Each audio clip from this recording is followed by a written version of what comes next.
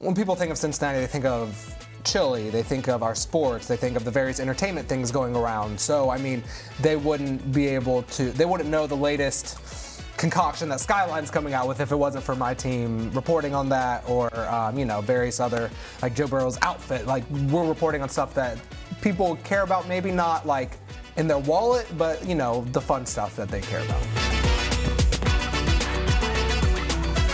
I'm Jack Crumley. I am joined now by the editor of the Enquirer's News of Now desk. Yes, trending team, that's a little more easier to say. What's the official name? Well, it is News of Now editor, but I think for the normal person, I just say trending editor. Yeah, trending news editor. Yeah. This is David Weissong. Yes, I'm happy to be here. Thanks for having me. I'm really glad to have you here. Yeah.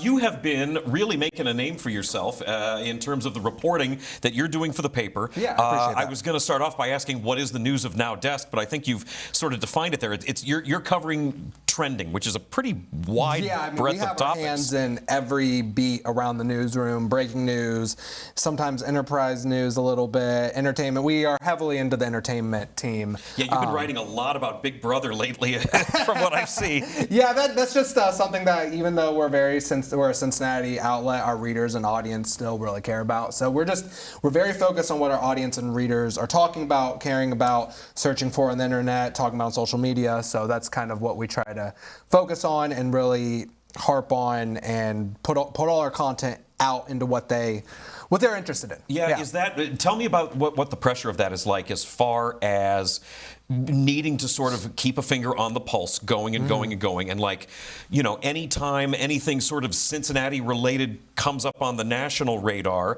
that's something you got to respond to. And if you don't do it quickly, people almost don't care after the first couple of hours, right? Is there a lot of stress on having to keep tabs on all that stuff? Yeah, we are. Well, I have a great team that is ready at the drop of the hat if something pops up, to just cover it as quickly as possible. And I think they're geared and trained to do that well. It is a little stressful at times if, Joe Burrow does something crazy and we know we need to write about it, making sure that we're one of the first ones to write about it. But it makes it fun. Does that mean you're getting phone calls in the middle of the night? No. My team's mainly 9 to 5, and then we'll send some stuff like the breaking news reporters if we can't get to it. But we are very human interesty type of stories that we like to cover. So, okay. Yeah. I mean, you've actually had quite a few pieces that really hit. I don't, if going viral is the right word, I don't know if that's the phrasing for it anymore. But you wrote a piece for when Taylor Swift was on her Eras tour, and when she came here to town. That was a finalist for Gannett's best of the year. Yeah, so essentially my whole team just covered all of her stop here in Cincinnati. We did a million different stories, just parties going around town, what the stadium was looking like in preparation, and then of course I went and reviewed the concert, which as a Swiftie I absolutely loved. And that's my story right there. Yeah, that went deep into how my wife and I connected with Taylor Swift's music when we were going through fertility struggles, and now we have 3 beautiful children. So being able to cover Taylor Swift was obviously the craziest month of my career. Was honestly, that the dark moment, the deal, the fertility issues that the music brought up? Yeah. It kind of took us out of that. Her music comforted us during that dark time. So right on. Yeah, so that was a dream to cover that and cover her stop here, and now she's married to someone who has Cincinnati ties, so we still kind of cover her. Is that a challenge to? I mean. Putting yourself out front like that and talking about a very private family thing in the course of news reporting, even if it is for a concert. Yeah. That's is that risky? Is that weird for you? It was very therapeutic. I've done some first-person essays before. That was probably the deepest I had gone. But it was very therapeutic, and I kind of found it fun to get those memories out there and off my chest, and obviously got some lovely messages from people after that too. But also just being able to talk about a singer and a concert that was a once-in-a-lifetime thing to be able to cover was fun too. So yeah, for sure. Is it weird having that kind of a response to a piece that you wrote when you're in your 20s? I would say no, actually, because my wife and I got together so early.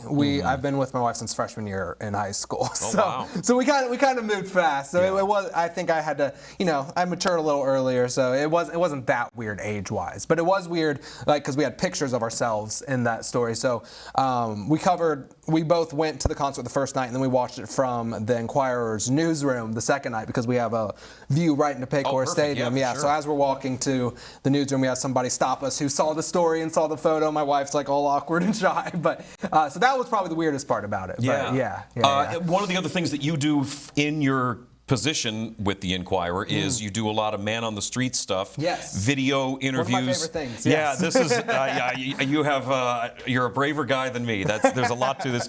I know we've got a video of one of your stories when it comes to the Backstreet Boys. Yes. Which halftime show are you gonna be watching? The Backstreet Boys.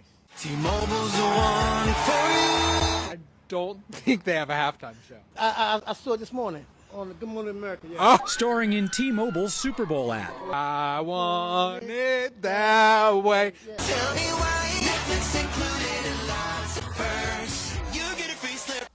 So that was a moment you were out talking to people Yeah. just about the Super Bowl halftime Yeah. show as a topic. Yeah, it was a longer video where I talked to a bunch of people. It was actually a really wild video. Like one guy did a cartwheel in the Yeah. middle of downtown. It was a really wild video. But then I was like, this guy saying he's watching the Backstreet halftime show. Like, I'm just gonna break this Which out and do doesn't it. exist. No, they did not. They did not have a halftime show. I think they were asked back in like 2001 when they were really, really popular. But I broke it out into its own video, and then it just blew up like crazy on its own. Then the Backstreet Boys posted that. That's what Yeah. you guys saw. And then the Backstreet Boys just took it and ran with it, started campaigning for the halftime show in the residency at the Sphere. And so the Man on the Street is very fun, very crazy. I sometimes dress up in Bengal tiger costumes to walk around town, but they have some sort of wild impact as well. Yeah, is there? I mean, you're out there maybe interacting with people. How frequently are you going out and doing these man on the street videos?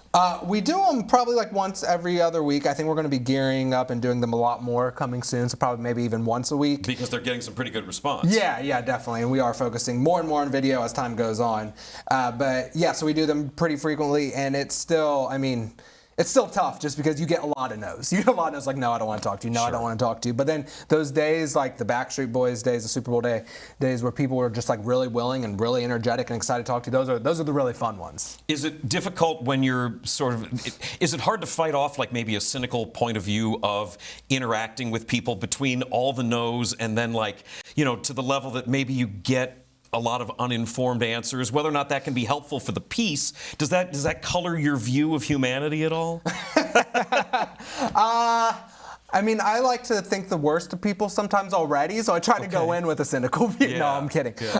But no, I mean, I just think sometimes people are just so busy, and sometimes we'll be asking them, like in that video, I had gloves on, so Yeah, right. it's freezing cold. But no, just kind of, it might get me a little down when I'm doing some of the interviews, but I just kind of ramp it up a notch and really hope that the editing makes it a fun video Yeah, too, because that's one of my main focuses, making sure it's a good product. Yeah, because the editing can really be key in terms of you're trying to do something that's maybe a little bit funny and making sure that certain things land. Was it the kind of thing where this was invented to be used by the Enquirer after you got there, or had there been an effort at regularly going out and doing like man on the street videos and stuff They might have done before? some stuff here and there, but when I started at the Enquirer in 2022, and I think 2 months after I started there, my team started running the TikTok. So, and they give me freedom to do pretty much any type of ideas I'm interested in. So we slowly started doing Man on the Street, and they were doing okay. And then last year, I decided, you know what, I'm gonna be a little bit of a smart aleck doing these to ramp up entertainment value. So,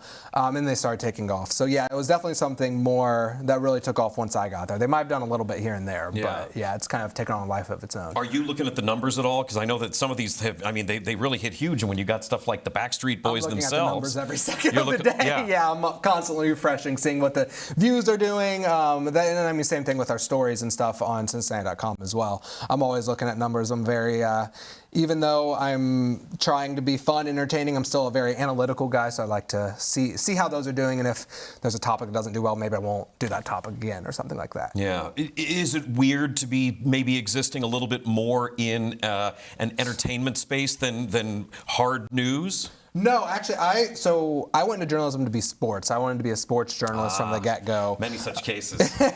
And I did that for the first chunk of my career out of college. I covered high school sports in Chillicothe, wrote for a sports site. So, but then I came to the Inquirer and, was covering a little bit of everything. But now my team covers a little bit of sports, a little bit of entertainment, and I have a love for TV and pop culture. So it kind of just works well with what my interests already are. Yeah, is it difficult to come up with topics, or is it just sort of able to look around and see what's going on? Sometimes if we're wanting to do it like regularly, I'm like, okay, I don't know if we have a topic this week, but sometimes I'm just like, I get sparked with inspiration. Like we had a video pop off where I asked people about Donna Kelsey's home renovations. I just look like what's like trending on social media and then try to play on that. Yeah, does that sometimes feel like it's forced, or does it all feel fairly organic for you? I think it feels pretty organic. I mean, there's been a couple times where maybe the people's answers just weren't feeling organic. They didn't have as fun of answers. So then maybe that felt a little forced. But I think we try to really brainstorm with what topics we want to talk about, and it feels right, and what our audience, because we look at our audience and what they're talking about already. So it feels like we're trying to resonate with our audience pretty well. How big of a staff are we talking about? On my team? Yeah.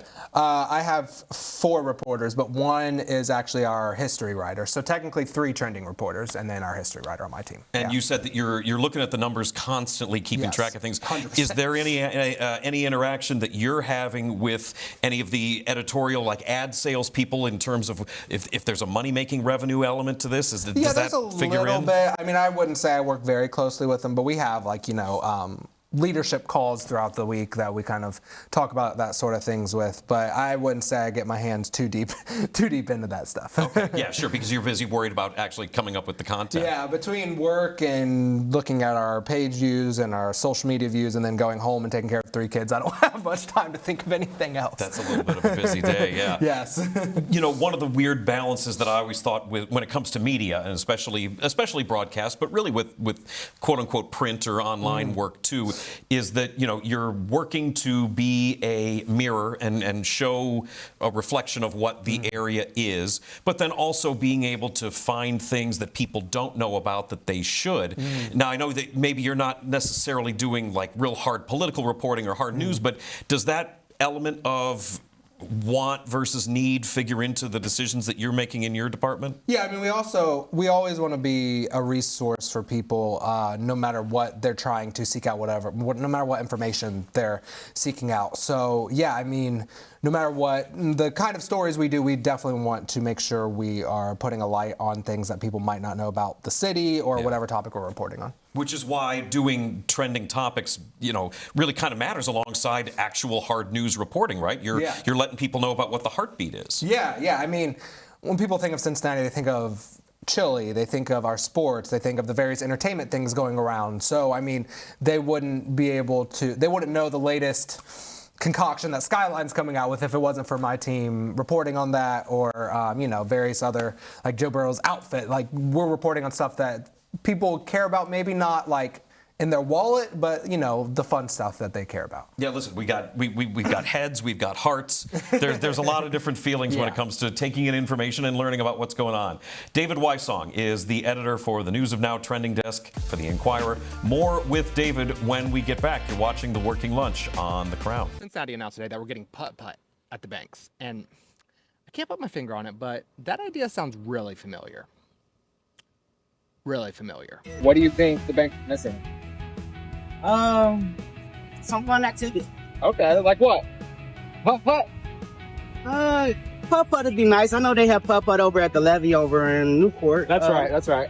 I'm not saying I'm the reason we're getting putt-putt at the banks, but I'm not saying I'm not the reason we're getting putt-putt at the banks. Anyway, the city announced that they signed a 3-year lease with Jeffrey R. Anderson Real Estate to build a course on Lot 18. That lot currently houses a patch of grass and the Sing the Queen City sign and sits right in front of the Roebling Bridge. And essentially the mini golf course will be temporarily installed as the city figures out next steps for the banks. But if you want to read more about this news that I think I influenced, maybe not, maybe, just head to Cincinnati.com. Welcome back to the Working Lunch. I'm Jack Crumley, joined by David Wysong, the editor for the News of Now desk for the Inquirer. Yes. That's one of your pieces that hit just recently, where you were talking to a guy who said how you had a discussion about having miniature golf at the banks, and then news hit that they were doing it. Yeah, I could not believe that. We were just trying to do a fun video, getting people on the street, their reaction to what they want to see at the banks. He just said family friendly, so I was like, putt just came out of nowhere.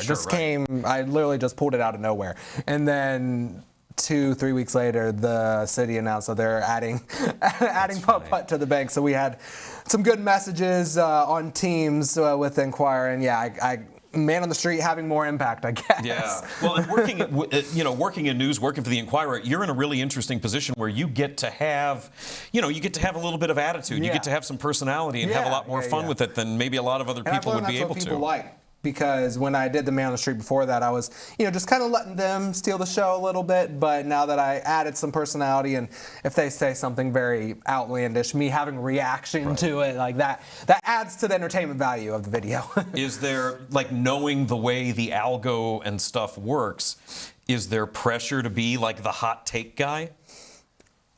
I think everyone kind of wants to be the hot take. I think we're living in a hot take generation for sure. So a little bit, but I don't necessarily try to be the hot take guy. I just try to be the very snarky guy. Okay. Okay. And clearly, you get to have a lot of fun with the putt video. You said you went to school for journalism and wanted to get into sports. Was that UC? Yes. I graduated from UC in 2018. I was the news record there. I was sports editor for a couple years and then editor-in-chief too as well. And wanted to get into sports, ended up going this route. Does this feel like a fun? I mean, it seems like you're having fun out there. Yeah, and I still get to cover. I get to cover sports. I'm going to help get some video at training camp next week. I had a big story on Joe Burrow's fashion stylist a couple years ago. So I get to do the more fun, non-X's and O's. I like the X's and O's in sports, but the more casual fans care about the more human interest things, more fun things, so I get to cover those types of topics with sports. So I still get to scratch that itch a little bit. Yeah, no, that's fun. And you're still involved with UC to some degree, right? Do you have interns? Are you going back there and talking and any sort of level of mentorship or anything like that? Yeah, I wouldn't say it's regularly, but from time to time, I still talk to some of the professors there. The advisor to the news record there, she had me speak at a conference with some students a couple weeks ago. I think it was the SBJ and Black Journalists Conference. It was fun speaking to those students. And I try to speak to students when I can because I know that I really appreciated that when I was a student. As someone who didn't graduate all that long ago, what is the message that you're bringing to, journalism students, kids going to school to get into news? That it's going to be very tough right out of college. I wasn't making too much money right out of college, but as long as you get good experiences at those places that you weren't making that much money at, then you can really you can gain a bunch of different new skills, some great skills, and then that will help you work your way up and get to some great jobs like I have now. Yeah. You also were named by Forbes as a 30 under 30 here in the area. I'm not under 30 anymore. I'm 30 now. You were looking a little long in the tooth there. What in the world is that process like? Does somebody else nominate you? How does that happen? Yeah, so Forbes had their under 30 summit here a couple years ago at Andrew Brady, and they have local list wherever they're having their summit at. So they had a Cincinnati list that year, and they just had an application. I filled it out. I felt very underqualified because they're asking about revenue that you're bringing into your business, and I don't own a business. But I ended up getting it, and it was an awesome experience, and met some really cool people that I'm still friends with today around the city, which is really cool. Yeah, how has that built other connections and helped with reporting as time has gone on? Yeah, definitely. We've covered, I know we covered the Pete Rose mural at Blink a couple years ago. I was able to get an interview with the artist because of someone I knew from Forbes. I just worked with a photographer that was on that list with me. He got some photos out on my Instagram for a project I'm working on. We just did that in April. So there's always these little connections that I got from that. Yeah, for sure. And this is such a relationship kind of city anyway, where people that just... Yeah, it's a big town, but it's a small town at the same time. 100%. You talked about being a father, and because internet-based stuff, so much of posting online and being a social media content person, whether or not it's intentional, we're so aware now of the idea of having a brand. There's such a meta awareness of brands that didn't exist, going back more than, let's say, 30, 40 years. How has being a father, well, first of all, A, do you have a brand? And B, how has becoming a dad affected that at all? Yeah, I mean, I would say part of my brand is just trying to find humor in being a dad and being open about being a dad. So yeah, that's definitely affected things. I think it's given me more stories to tell for sure because I'm living more life, being in charge of 3 wild, amazing little kids. So yeah, it's definitely put an impact on that, but in a fun way, I think. How old are the kids? 3.5, 2.5, and 9 months. Oh, wow. Yeah, so you've got a real little one. Yes. And the 3.5, that's when personality is really starting to kick in. Yeah, and the 2 toddlers, they seem to have a sixth sense for when I have something going on the next day. So I got 4 hours of sleep last night. They had an idea that I was doing this today, so I'm running on 4 hours of sleep. Well, if you could have brought them in on the show, that would have been really fun too. Oh man, they would have torn all this up. All these lights would have been on the ground. It would have been a mess. Well, it is Friday. We could have worked it out. So in terms of what you're doing personally and professionally in your life, you're sort of keeping tabs on what's going on in the city, what's coming. Are there things that people don't know about that you have a perspective on that you wish more people knew? That's a good question. You might need to come back to me on that. Okay. I can't. I mean, I'm sure there's a million things. I mean, I just feel like there's, so much history and tradition in Cincinnati, and yeah, that's a good question. I can't think of a good answer to that right now. Is there anything that you're maybe aware of that is coming that people should know? Are you getting I don't mean inside info necessarily, but the idea that other people may be bringing up things and you're seeing a trend build up on something that hasn't capital T trended yet? No, I mean, I think we're just really focused on, the big trending events, the big events coming, because there are a ton of big events coming up in Cincinnati. So, I mean, of course, there's Cincinnati Music Festival is this weekend. Yep. We have Blink coming up. So, I mean, I think, I know that it feels like fall is kind of far away, but that's right around the corner. So I think Cincinnati is going to be very, very busy and very, very popping from September through the end of the year with Blink, Oktoberfest, and all that. So I think that's kind of what we're focusing on, is how we're going to have our coverage around that stuff. When there are scheduled events like that, does that turn, a big thing like the music festival or a big thing like Blink, does that become sort of an all hands on deck for your people? Oh yeah, for my team for sure. And we'll look back and see what did well last year for Oktoberfest or Cincinnati Music Festival 2 years ago with Blink, and see what stuff we can kind of do again and then maybe add on to our coverage before. But yeah, we'll all be out on the streets for Blink, and we have people going out for Cincinnati Music Festival this weekend. So yeah, it's definitely all hands on deck. I am not, but we already posted a story about it today. So I'm always open. I'm always down to eat Geta though. Love Geta. Well, you got to get. I was just thinking, between the people that wear the costumes and getting that Geta vending machine in there. Oh yes, definitely. I need to try that for sure. I need to see what's in that vending machine. It's fun. David Wysong is the editor for the News of Now, the trending desk for the Inquirer. Really keeping tabs on things with people, having fun doing it. It's the evolution of news in this city, letting people know about things that are going on. Really appreciate you having you on the show. I appreciate you having me. Hopefully I was okay. I'm a little down because I grew up a Cavs fan, so LeBron's not coming to the Cavs, so I had to hype myself up for this, but I hope I was okay. Yeah, speaking of breaking news, sorry, real quick, how are you doing? I'm okay. Yeah, I'm very, very sad. Very sad. I thought he was going to come to Cleveland. Did you really think he was going back to Cleveland? I did. I know this is a Cincinnati show, but I lived near Cleveland, and my wedding colors were wine and gold. I'm a huge Cavs fan, so I'm just always optimistic that he's coming back home. But yeah, I found out on the drive over here, and I've been trying to stay happy. If you need to chill out here and hang out for a while, I was really hoping you'd have tissues here, but yeah. That's for one of the later shows that we'll be taping. We got to take a break. We'll be back with more Working Lunch. Oh, hold on. Yeah, we do have some tissues right there. Bring it in. There we go. Thank you, Roddy. Good looking out. Thank you. We got to take a break. My guest is a mess. Back with more Working Lunch after this.